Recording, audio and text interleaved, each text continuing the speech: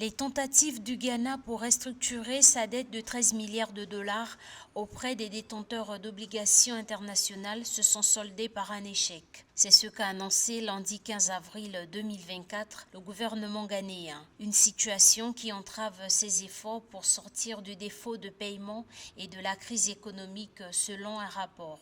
Une dette de 13 milliards de dollars ne peut pas être complètement restructurée en une fois. Je pense qu'il faut procéder par étapes parce que sans procéder par étapes, on aura des coûts financiers énormes et on ne pourra pas avoir la capacité de respecter les nouveaux engagements. Moi, je proposerais 3 étapes. La première étape serait de recapitaliser la dette. Donc, avec les partenaires au développement, avec les acquéreurs des obligations, il faudrait recapitaliser la dette et renégocier les termes de cette dette au niveau des intérêts. En décembre 2022, le Ghana a connu l'une de ses pires récessions économiques car le pays n'a pas pu honorer la majeure partie de sa dette extérieure qui s'élève à 30 milliards de dollars.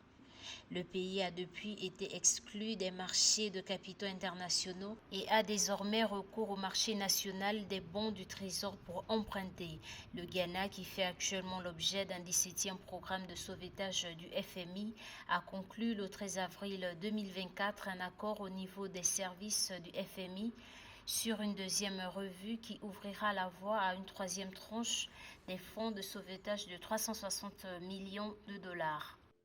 Je pense que ces créanciers refusent de restructurer vu la situation peut-être économique un peu délicate auquel est confronté le Ghana avec une croissance qui est en morose et puis des indicateurs économiques notamment au niveau du déficit et de la dette publique qui doivent expliquer le fait que ces créanciers ne souhaitent pas prolonger ces emprunts-là.